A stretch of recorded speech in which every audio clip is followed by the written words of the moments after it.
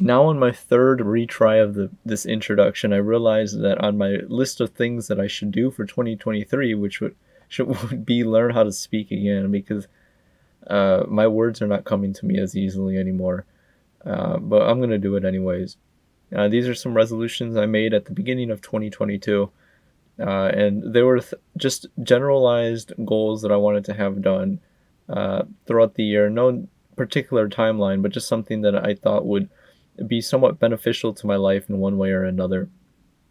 And I'm gonna see how true some of these are. I'm not necessarily saying they were, good goals to have, but they were just things that I thought would be more enriching for the type of lifestyle or uh, general life that I want to move towards. And like, it's just what I think is more ideal, as opposed to what was happening before. I don't know, whatever. Um, so the first thing I had on here was sleep less. So at the beginning of 2022, I was watching a lot of HoloLive stuff. I was watching a lot of streams. I had a lot of YouTube things to get done, a lot of anime that I was rediscovering and wanting to get through. Because at the beginning of 2022, I was closing in on the 1,000 anime barrier, and I wanted to see if I could overcome it uh, sooner rather than later, seeing how quickly I could do it. I think I had planned on completing it around January, or at least at the before 2022 even started, but that wasn't really going to happen because certain things happened at the end of the last year. We moved, for example, that ended up taking up a lot of time. We didn't have internet for a while. Uh, then then for my 1000th anime, I decided to watch Naoki Urasawa's Urasawa Naoki Monster, the 2004 television anime. Now that's I think 74 episodes. And obviously I'm not gonna blast through it. I ended up blasting through it, but it's not like watching a 12 episode series where I could finish that in literally a day. This one took about a little bit over a week. Uh, but sleeping less in regards to the whole live streams, but just in general, that there's a lot of things that I'd like to do throughout my day, and sleep is a major hindrance. It's always been a problem for me, at the very least since becoming a hardcore media consumer, an addict of anime, all that good stuff. Just it's it's a waste of time in my opinion. If I would have my way, I would not sleep at all. Uh, I like to ideally sleep about 5 hours per night, but it's not always uh, possible. And it's not like it's kind of hard to lead a life where you sleep so little without relying on like caffeine and whatnot. And then especially if you do workouts and stuff, and it's kind of difficult and it starts to take a toll on your body. But generally trying to sleep less and get my body more acclimated to about 6 hours of sleep ideally. um, it kind of worked. I started to sleep more. I think my average was a little bit below 7. um, Sometimes I sleep significantly less, sometimes I sleep a little bit more, but I don't think I slept more than like 1 or 2 days worth of 8 hours this past year. And one of those days was the day after I initially tested positive for COVID-19, and I slept like 10 hours or something. Or I don't think it was 10 hours. I think it was like exactly 8.5 hours. And that was the most I had slept in a very long time. And it felt like I was just gone from the planet for a week with how much I slept. But generally speaking, sleeping less was a mild success, I would say, uh, averaging about 6 to 7 hours sleep per night, sometimes less. Today I slept 5. Stayed up late last night. Ended up waking up early because I worked from home today. So I was able to log onto my computer like 5-10 minutes before I even needed to start the workday. Um, but that's sort of an anomaly. But generally speaking, sleeping less is something I want to work towards. Continuing to work towards not an unhealthy amount. Like, I'm not saying that I want to sleep like 3 hours, just 3 hours per night, which would be nice. Ideally, sleep none at all. Uh, but trying to tone it back and get like the bare minimum I need, so I can maximize everything else in my life. Next up is a little thing here. Play more video. It's going to lead me what I want to do in 2023. So I got a little spreadsheet here. 12 and 12. So 12 and 12, for those who don't know, is a bit of a challenge people do, where you try to beat 12 games in 12 months, 1 game per month, which sounds either really easy or kind of difficult depending on who you ask. I guess some preface to this. I'm a hardcore anime otaku, but all the while I've been into video games. Video games were the first thing I sort of got into.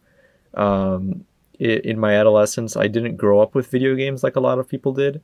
I only started to get into them around the time I got a Nintendo DS. And then I didn't have like an actual video game console until the PlayStation 4. PlayStation 4, I got it with the intention of playing like Battlefield and Call of Duty and shit with people when the console first came out.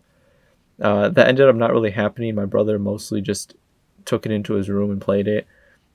Because I was in uni, I didn't take it with me. So I didn't have a console for a long time until I got myself a PlayStation 3. And the PlayStation 3, and I think I actually got the PlayStation 2, maybe either like around the same month I got it, because the PlayStation 3 was a gift, and then I bought the PS2 myself. Actually, I got the PS2 literally like a week or two before a lot of places started to close down before the pandemic, because I had this like 40% off coupon. So I got a PS2 for like $20. And the good old days of video game prices, right? But I guess like I didn't really start getting into console games until a little bit later. The first major game I beat on a console was Persona 5. But prior to that, I was PC mostly. PC games, a lot of the Valve games I played. Mostly first-person shooters, whatnot. But then I started to get more into handheld games when I went into uni. My 3DS, I played the Fire Emblems, like the newer Fire Emblems, like Fire Emblem Awakening, Fates. Started to get into more retro shit. One of the first old, quote-unquote retro, if you can call it that, because I don't necessarily consider it retro, since these games are like... if a game is older than me, I call it retro. But like, the first older game I played was Mario 64. I played that one on an emulator when I was in uni, my ThinkPad. I got really into it, and it was surprising, because like it was one of the first older games I had played, so I'm like, shit, dude, this is good. I played a lot of, not a lot of, but like a decent amount of N64 games, mostly like Mario Kart 64, a couple of collectathons, never really beat anything. Mostly just dicking around in an emulator. I played Persona 3 Portable, maybe like 50% of that game, and before putting it down and then never picking it up. I think something about I lost my save file or something like that, and it was disheartening, so I just gave up. And then came along Kingdom Hearts, the original game on the PS2. Tried to emulate that, but my ThinkPad was not having any of it. Anytime there was water or hair on the screen, especially during like the cutscenes, my laptop would just shit itself, and it was unplayable. Not an enjoyable experience. So I started to get more into video games after that. I would say around 2018 was when I first started to get into games. Like I said, Persona 5 and Nier Automata were some of the first like role-playing games I saw to completion, and I was like, dude, there's something here. So in the time since, I've been trying to incorporate games into my rotation of media consumption items to work towards and work through, I suppose. Not necessarily like as high of an importance placed on them, which consequently made them, you know, less of an important thing to sink time into as opposed to anime. Especially when I was a student, more time would be spent towards anime. Right now, same thing with work. I'm trying to alleviate that. That's why I worked. Trying to do a 12 and 12 obviously didn't work this year. But I'm going to try it again for 2023. I'm going to call 2023 tentatively the year of Vidya, where I'm going to try to play more games because, like, I enjoy reading and watching video game discourse. In a perfect world, especially when I was like a hikikomori, and then when I was on remote school for like the last year and I basically didn't have any work to do, all I was doing was like playing visual novels, playing video games, watching anime. I had a lot of time. So in an ideal world, if I was a neat hikikomori, I would be playing way more games. Right now it's more about dividing my time, but also maximizing my time, eliminating a lot of the things that I consider time wastes, like talking to people, watching so much YouTube, dicking around on the internet. I consider that to be sort of a waste of time. So if I have downtime, I'm like, okay, I should be doing something right now instead of wasting it on like just whatever. But anyways, in terms of video games this year, I started attempting 12 and 12, I think around April, not necessarily in January, but it was sort of a late addition, or late to the party, I guess. The first game I sort of played, it's not necessarily, I guess it's more of a game than a visual novel. It was Tokimeki Memorial for the Super Famicom. Took about 6 hours to beat. I only did one route. And the reason I only did one route was twofold. One was I got sidetracked with other things, and the second thing is that for those who don't know, the Super Famicom version of Tokimeki Memorial is a significantly stripped down version of the PlayStation 1 version. So it's like an abridged game experience. Like you can play it, and it's the version translated into English. But if you're playing it, you should know that you're getting almost ripped off of the experience, since a lot of the depth and the enjoyment that's derived from playing Tokimemo is from the PSX version. So like if you don't read Japanese, check it out. If you just want to blast through it, it's a fairly straightforward game. Check it out. It's actually kind of short. I personally wanted to return to it on the PSX version at some point, because I feel like my Japanese is starting to get decent enough that I might be able to see it through without much of a headache. But when I do return it, I'm going to go there. But Ayako was the route I chose, his favorite girl. In the same month, I finally beat, with an asterisk, Sonic Adventure 2 Battle. I played it on the PC. It took about, I don't think 6.5 hours is the only, is like the complete story, because I think it was like half of that. And the reason was because I had tried to play the game a couple years back, and I found it frustrating with the controls and the camera. Like a lot of times I was still fighting with the game to like do what I thought it needed to. And this was coming from someone who had played Mario 64, which felt a little bit more fluid as a 3D platformer.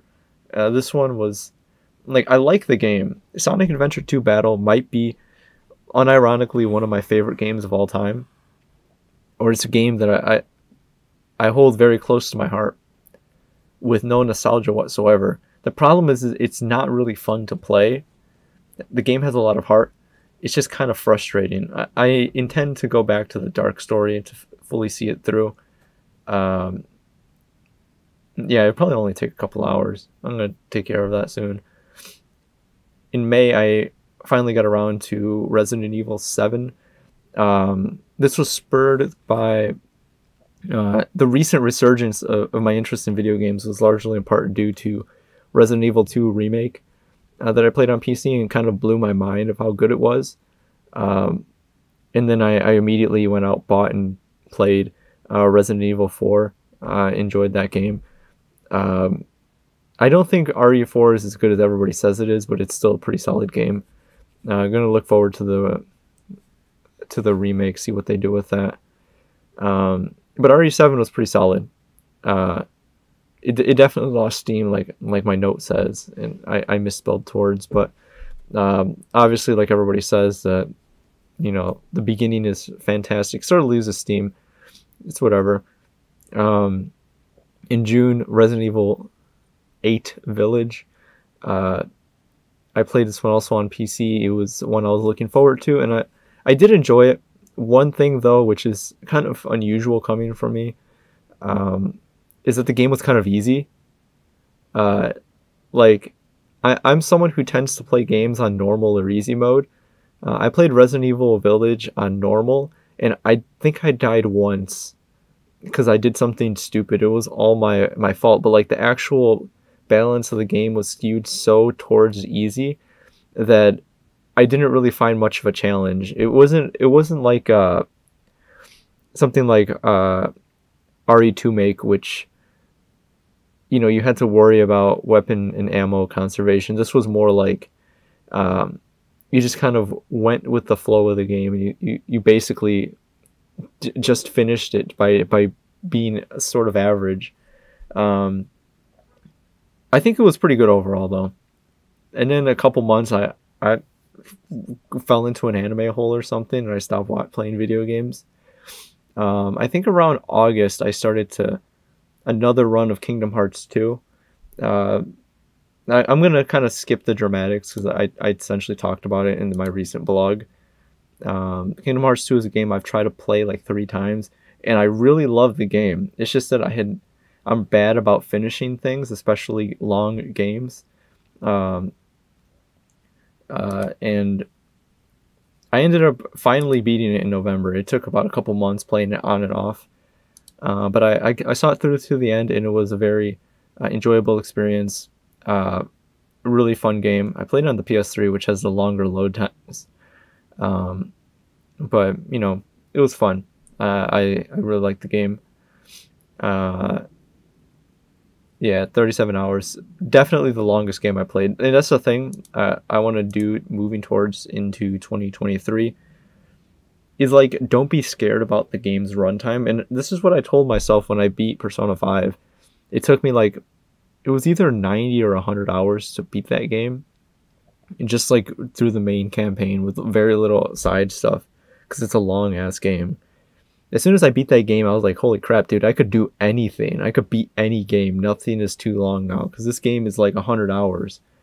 But even despite that, when I see a game on howlongtobeat.com as like 30 hours, like in my head, it's not that long. Because for me, the first 20 hours of a game are pretty short.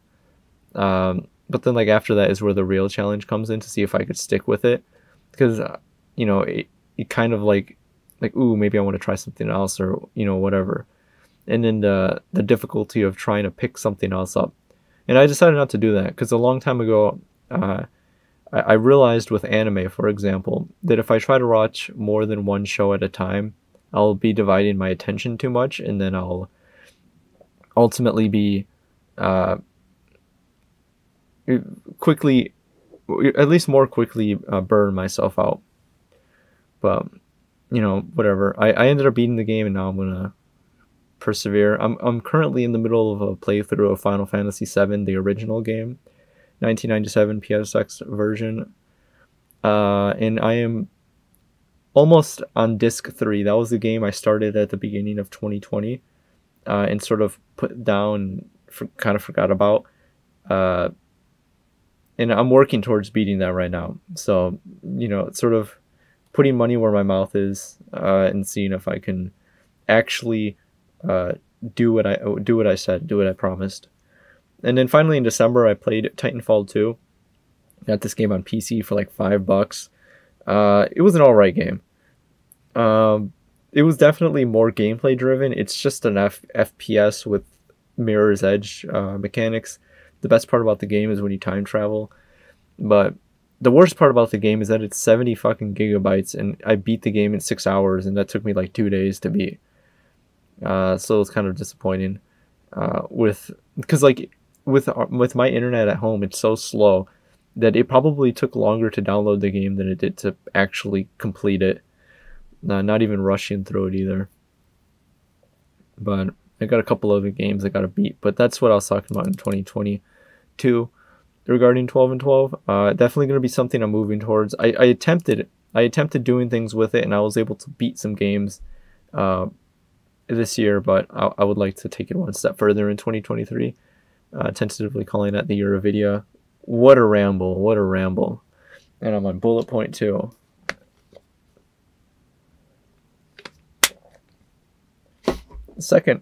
Third, I should say, point was to write at least one blog per month. I'm gonna hop on over to the old WordPress blog and tell you, spoiler alerts, that that's true. I definitely wrote more than one blog per month.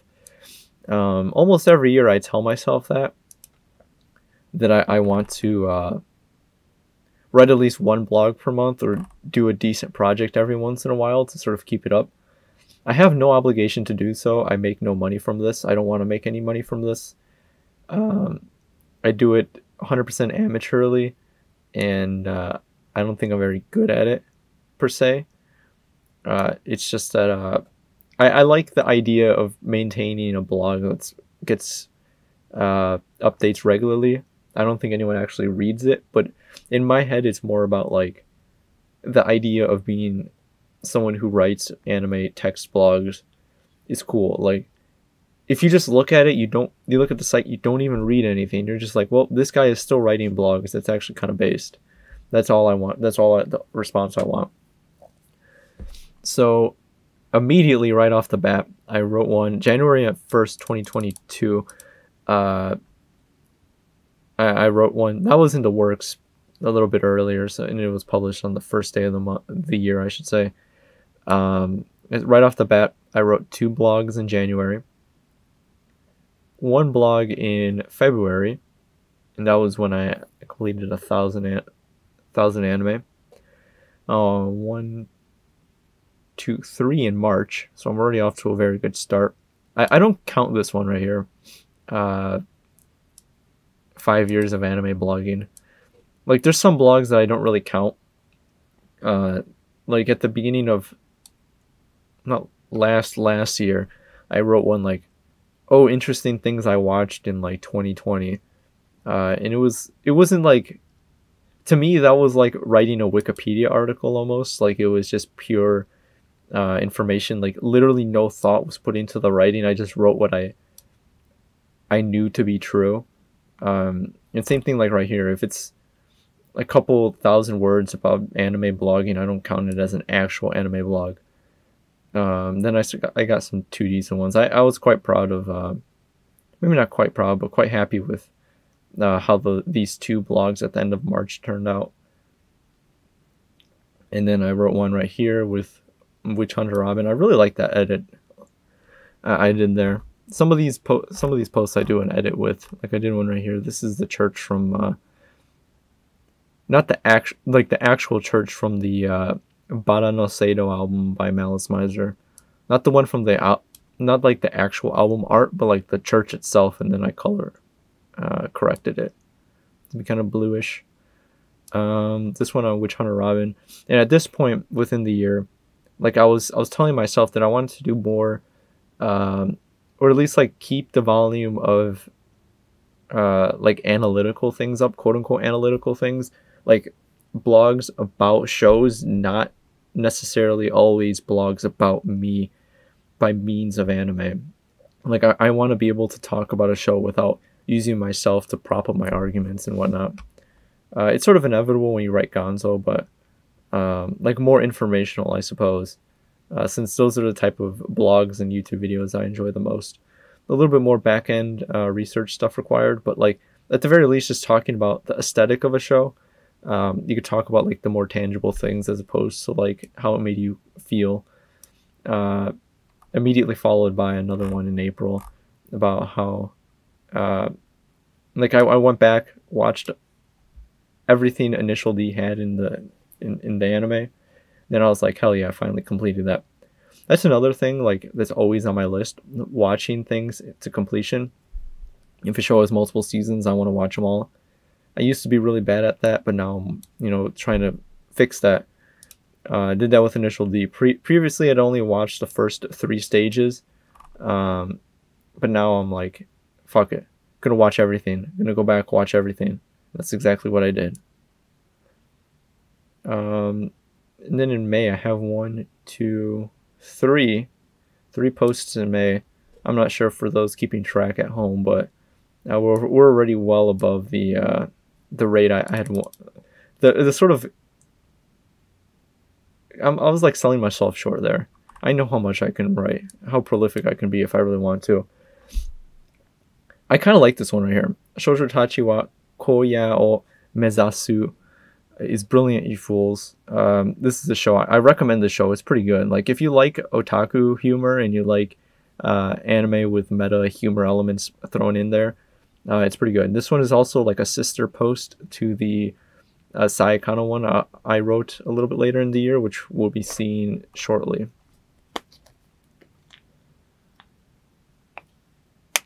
May 14th, this Reitai Sai 19 Fumo incident one. It's sort of like more of like a diary entry, and I don't necessarily count it in the similar sense that I don't count the 5 years of anti-blogging one, since this one is just me like rambling about shit. Here's one that's cool. This is like a prelude to my Gift Eternal Rainbow one, which came in a couple months later. But this is when I started to get into like thinking about summer, because by May 20th of 2022, it was already encroaching summer. I watched Yosuga no Sora, rewatched it, I should say, specifically because summer was encroaching. And I was like, dude, it's hot outside. I was like in the basement, just like eating watermelon that my mom had cut earlier in the day. And I was like rewatching this anime. And I was just reminded of how good it is. Like, Yosuga no Sora is unironically brilliant. Like, if you don't see that, I can't help you. But I was starting to wax nostalgically, poetically, whatever, about the nature of summer, the art of adapting a Bishoujo game, like continuing to think about it. That's something that I've thought about for many years, writing on my blog and becoming infatuated with Bishoujo game adaptations after basically the point in late 2019 when I rewatched Amagami SS and I realized how much I like that show, as well as how much I care about Bishoujo game adaptations, why that was a sort of like epoch of like my entire enjoyment of this like niche subgenre or whatever. I started to like want to delve deeper into it. There was an early one I wrote that was like the main heroine syndrome, which is one that I've kind of like built everything off of. But like this is another one like regarding Bishoujo games. So like this was a more sort of general, but it was all coming back to whatchamacallit, Yosuga no Sora. And if we go to the bottom, I just want to take a little side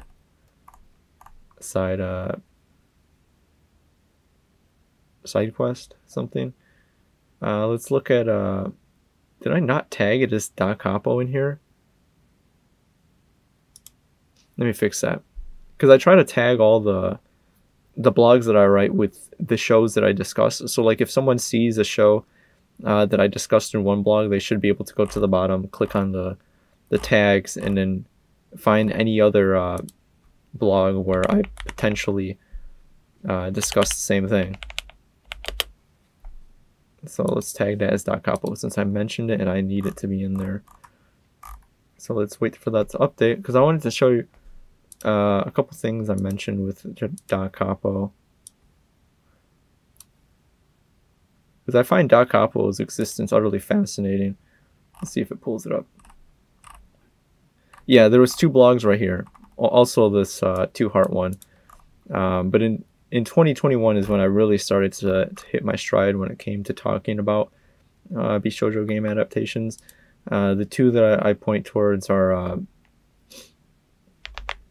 Overthinking Sister Princess and Da Capo. This one was like a more generalized look at Bishoujo game adaptations, the absurdity that these types of shows exist within, like the nature of the settings that they're in. It's kind of crazy, but I think it's kind. I had some interesting ideas with it.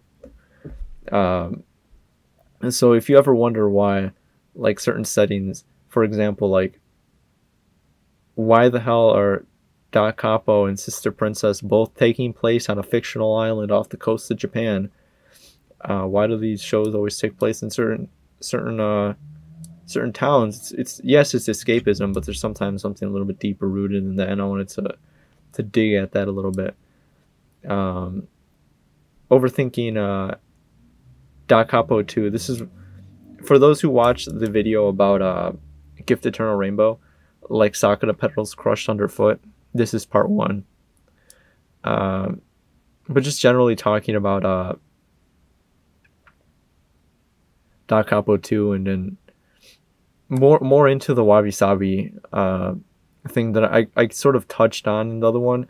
Like a lot of the blogs build off one another, and sometimes the YouTube videos don't necessarily, like when I'm making the YouTube video, I don't necessarily care to explain a lot of those things, so some of it might pass over people's heads. Yes. Okay. So that's kind of what I was like working towards. This one, I'm working towards a gift video. Basing my entire personality on this one Genshiken page was kind of like a meme video, meme blog. Because at some point I was like, you know what, dude, I've made the same video like 3 times. As soon as like I made this one, I was like, fuck it, you know. But whatever. I still think it's pretty cool. I like this edit that I did right here. That's a nice little mosaic thing, mosaic collage, something like that. Here's another dumb little blog, like Fine Wine, basically coming to terms with why, like I started to fall deeply in love with the girl, woman? Is she a woman? 25, she's older than me. Takagaki Kaede from Idolmaster Cinderella Girls, and I'm like, shit, dude, is the era of loli over? So I went into detail about that unironically in there. Here's, okay, these were in June, so May, June. There's one in July. There was a bit of a break. I think I fell into an anime hole or something. Then I did one here, and then a day later, Yofukashi no Uta's Insomnia Analysis. This one was more of a, like I mentioned previously, a straightforward analysis type thing. Now, more specifically talking about the show itself, this is like the more like mainstream thing. Like if I made this into a YouTube video and I titled it something like, instead of using the Japanese name, which I intentionally did so people couldn't find it, but also because I tend to use Japanese name order and then Japanese titles within my blog. It's just sort of like a stylistic choice. Also because I do that. I use the name order. It confuses people. I don't give a shit. But like if I titled it something like Call of the Knights, I don't know, like something like a catchy YouTube video essay title. This one would have been the more like straightforward popular one that could have been released by whoever makes anime YouTube videos these days. That was July. A couple days later, I wrote Sunset Overdrive, which I was very happy with. I'm not sure if anyone read this one. This is a pseudo sequel to Eternal Sunshine of the Javelous Mind, which is one of my beloved videos that was taken down. But I digress. It was one, like, looking back on it, the writing doesn't necessarily hold up. But I think like a lot of the ideas are really chunky, really raw, and I like how I presented a lot of it, especially with the YouTube version that was eventually made. And speaking of that, what is... I have an Odyssey. I made an Odyssey here. Let's see if they took down my video. I'm not sure if Odyssey is good or not, but I made one. And I uploaded Eternal Sunshine of the Javelous Mind on here. Basically with everything else, save for the under 17 video, since I have to upload that. Because when you do an Odyssey sync with a YouTube channel, if your channel is under like 3,000 subscribers or something, or 1,000 subscribers, it won't sync every video if it's over a certain length. The under 17 one did not obviously sync because it's an hour and 40 something minutes long. But Eternal Sunshine of the Jobless Mind is on here, and it's all its glory. Censored still, of course. It's basically just a YouTube version. But I got the chapters and everything in here. So that's cool. Sunset Overdrive is another one. This is the one people probably might have seen in the long goodbye video. I was quite happy with this one.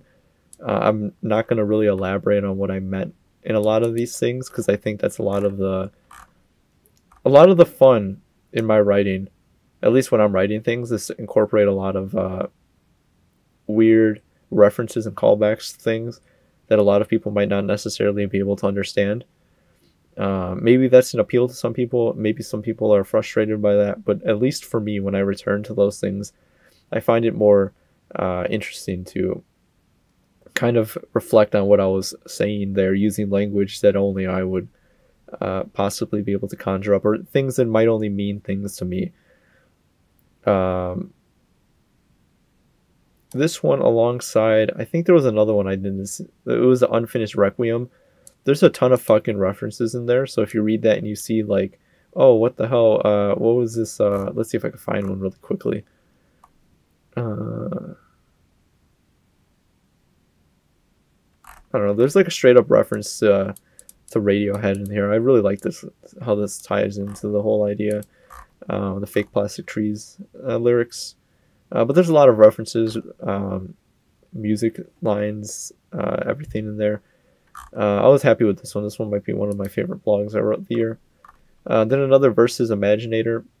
This one doesn't really count. It's kind of just like a rambly blog thing. This is actually a collection of a couple things. Because sometimes throughout the year I just randomly write down little stories and stuff. And then I just like collect them together. This isn't the first of it. There's two more. The first two are kind of rough around the edges, more straightforward. And then they start to get a little bit more experimental as time goes on. This one had a couple adapted into YouTube videos. So like second channel stuff is the kind of things you might find in Versus Imaginator. Still here. I think I went a little crazy with this one, but whatever. Last summer, I was pretty fine. Permanent Beauty is basically like a prototype version of Like Fine Wine, if I remember correctly. Then here we go. We get to the real shit. That was August, 2 August. I spent a decent amount of time writing this one. The Saikano blog was actually started around midsummer, because I think that's when I started rewatching Saikano. And then it was kind of in the works that, like, this is where I said right here, it's more or less an untimely follow-up to my Shoujotachi wa Koya o Mezasu blog.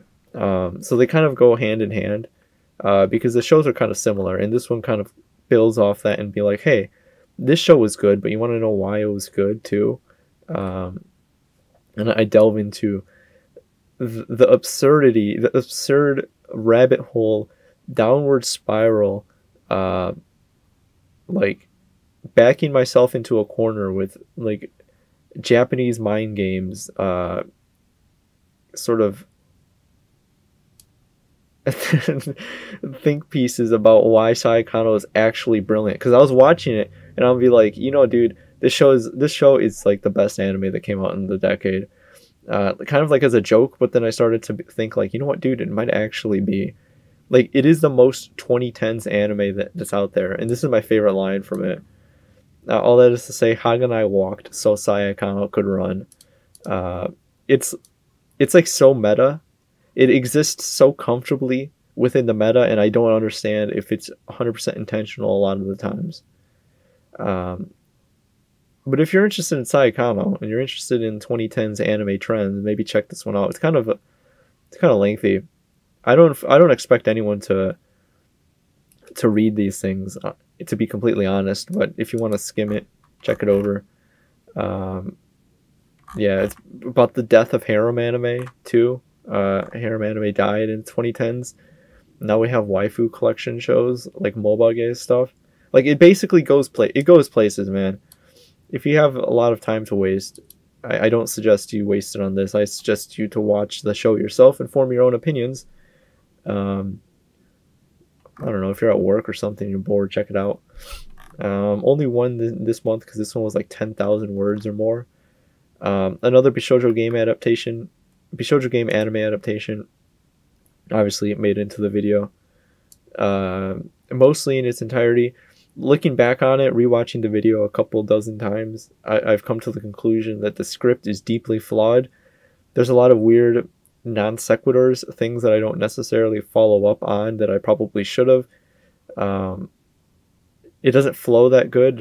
I have a lot of problems. I think I might make a video commentary track on this video where I go over like, hey, this is kind of weird and goofy, and I don't like how this thing goes into here. Here's, whatever. I partially just through my bad vocal delivery and sometimes not allowing enough of a breath between saying two unrelated sentences, but whatever, I digress. The post is there, and I think it's actually pretty decent. I like talking about Gift. It's sort of like a spiritual successor to when I did my new type dumpster diving, like once when I watched Tetsuko no Tabi. Another versus Imaginator. People who have spent about 40 minutes watching this video have earned the opportunity to know that the best thing that I wrote for a versus Imaginator segment this year is not actually Fabrics on My Body.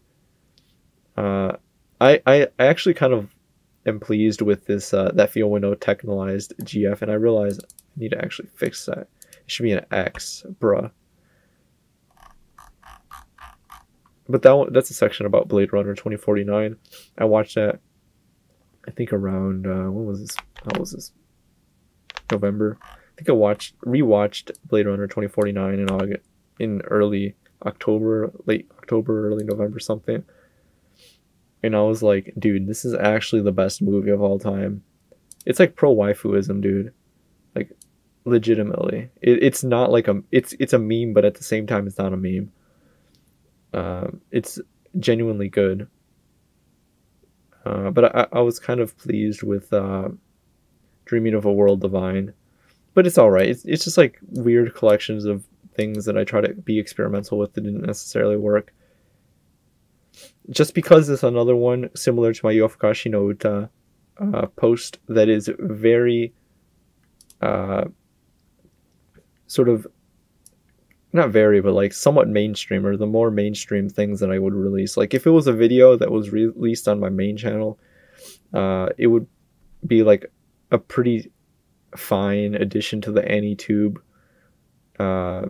narrative, I suppose, about a show that most people probably don't even talk about anymore. It's fairly straightforward, surface level thing. Every frame painting, it's alright. I think it's actually kind of interesting. This was just like an idea I had, and I decided to expand it into something that's about 1,000 words, maybe a little bit more. Here's this dumb spiraling thing I wrote about, this is a real title right here, but I intentionally titled it something else so it's not SEO optimized. But it's a pretty lengthy, it's decently lengthy retrospective or ode to Action Button's Tim Rogers review of Tokimeki Memorial and why I love that video so much. Unironically changed my life. I guess not too many people like Tim Rogers, not too many people really get him. I think everybody should reserve their own opinion. This is just sort of like me discussing like what I felt when I watched that video and why I like it so much. Here's another one, sort of mainstream. I finally watched the last Evangelion movie. I watched it in theaters and it was actually incredible. I have almost nothing bad to say about it, and this is coming from someone who is not afraid to say that they hate Evangelion. I mean, I don't hate Eva. I think Eva's fine. I find the message it tries to deliver somewhat problematic, but alas, it is what it is. But the last movie was actually kind of crazy. Like, it was just pure spectacle, and I loved how Anno just went crazy behind the camera, so to speak.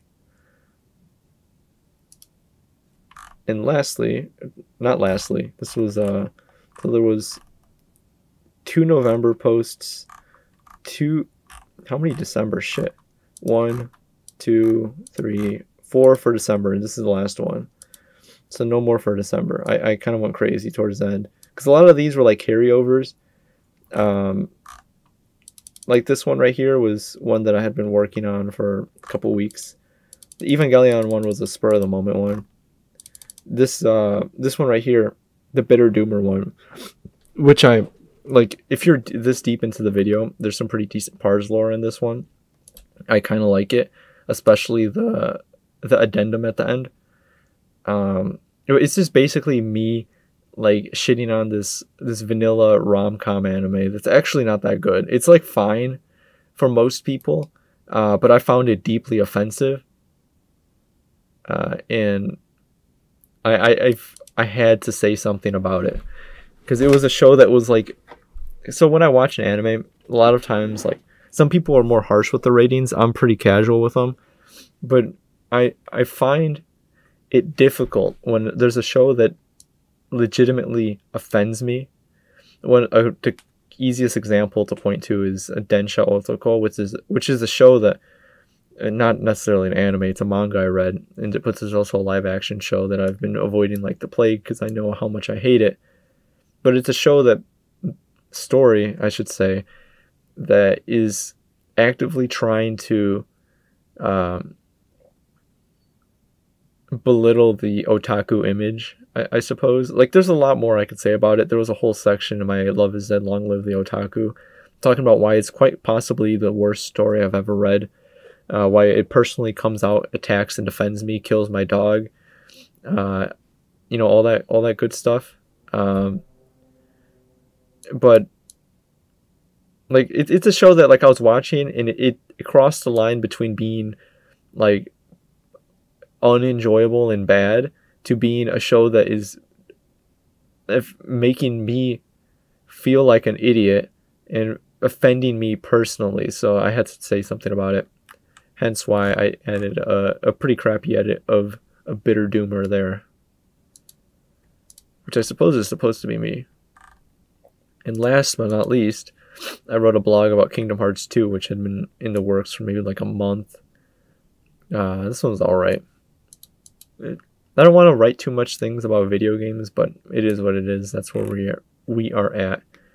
So, write at least one blog a month. That was a long way of saying, yes, I did write at least one blog a month, which will take us into, let's see if yes, it does. I'm not signed in. Let me mute the tab. Where's my AMV? Make at least one AMV. I've released a couple.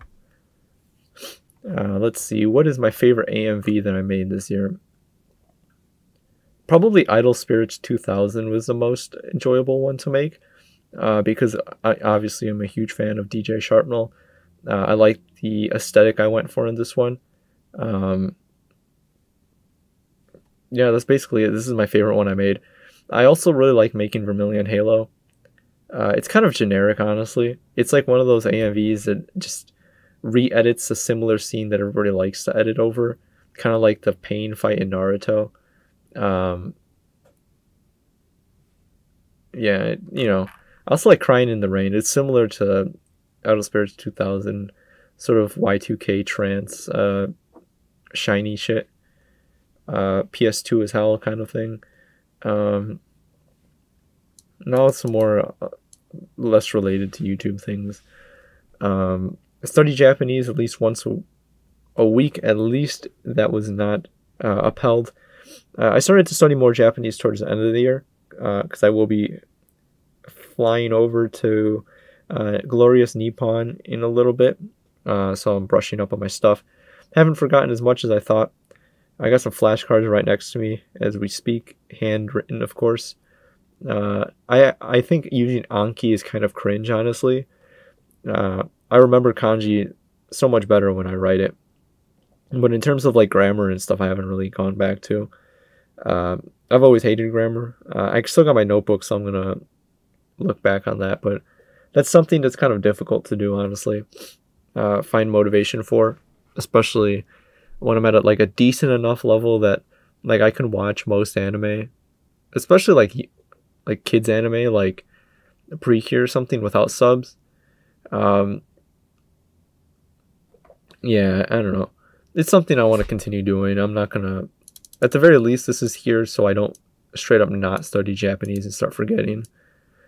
Read more manga. I started doing this at the beginning of the year and it quickly fell off. The one manga I had been reading this year, or at least I started the year with, was Berserk. Kind of went on and off with it. I think I'm like 100 chapters in, give or take. I also was reading the Yosuka no Sora manga. This is the one I've been collecting. Like, I think Yosuka no Sora is pretty good. I don't know how it's going to end, and I don't think I'm going to like how it's going to end. But like whenever I go to the store to buy books or whatever, I just pick up a volume of Yosuka no Sora when it's there. And then, like at this point, I have like the entire English collection of it, just because it's the only manga I'm kind of reading right now that's current. And it's easier to collect current manga as they're released every couple months. And then learn to binge anime again. Let's take a look at graph.anime.plus.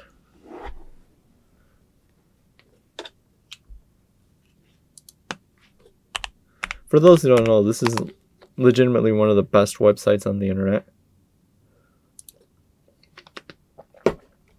Sort of check how much shit you watch. This is not always accurate. Yeah, I don't think this is 100% accurate, but 109 is really low for me. I'm not sure why it's that low. Some of these days I did actually watch stuff. Like this day, like I just forgot to log into Mal, which is kind of unusual, but you kind of see this month had a high volume of things completed. I did actually binge watch a couple things. When I was watching Initial D, I binged watched a significant portion of it. I think there was a final season or like stage 4 or something that I just like sat down and watched all of. It's another one that I did. I recently did that rewatching Amagami SS.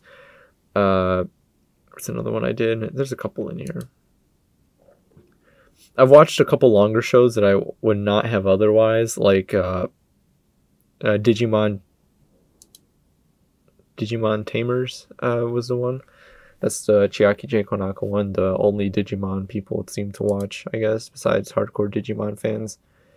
I know there was another show that I just straight up watched today. I think it was Natsu no Arashi, interestingly enough. It was a show I didn't even like that much, but I just sat down and watched it.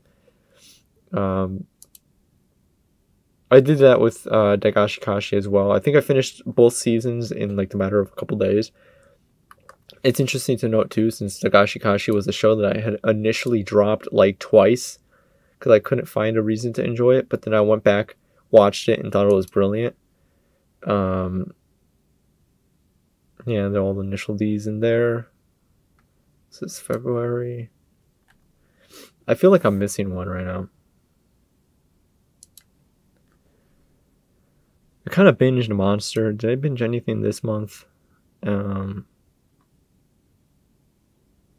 kind of binged Love Live Superstar Season 2. Love Live Superstar is like the best Love Live that's aired in years. Like since the original one. It's actually brilliant. But yeah, otherwise I don't think I really binged anything. I've been getting more into narrative anime since I haven't really watched any. Bonen no Zamd, Phantom Requiem for a Phantom. Is Norin one? Did I watch this? Oh, I'm thinking of something different. But yeah, just like watching more shows that are narrative, not necessarily like all ecchi harems. There's Gilgamesh in there, Magic Knight Rayearth. I'm currently watching Rayearth 2. But otherwise, I think that's about it. I might have been misremembering something or another show that I completely forgot about that I just am thinking about now. Maybe it was Macross Delta. Macross Delta is fantastic. It's the only good Macross. Like, it's better than Macross Plus, dude. Macross is a terrible franchise. Holy shit. Anyways, I learned to binge anime again. I've been kind of binging, about matching what I was last year, give or take. And that's what I consider good. Like, nothing will be as good as 2020. That's sort of like a benchmark. But if I'm able to get decently close to that, I consider it a win. But I guess that's the long and short of it. General resolutions in 2022. Taking a in-depth look at them, seeing how well I fared in comparison to like how I might have wanted to. And generally just, seeing where I'm at, kind of reflecting on that, seeing the victories that I was able to attain towards the end of the year.